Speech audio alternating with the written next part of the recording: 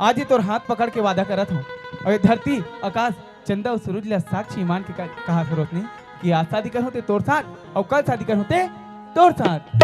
महू कसम खा के कहा तू दीपक, आज जाऊं ते तोर घर और काली जाऊं ते तोरे घर। अब मुँह खतरनाक टाइप के कसम खा कहा थो आज साखो चार पढ़ो तुहार मान के और काली साखो चार पढ़ो तुहार मान के ओतकम कैसे ओम भुर्भुवः स्वाहा तत्सवितुर्वरेण्यं भर्गो देवस्य धीमहि धियो यो न प्रचोदयात्।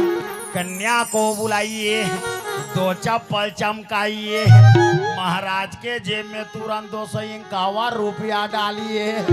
बक बको बको बक बक बको बको बक बक बको बको बक बक बको बको स्वाहा।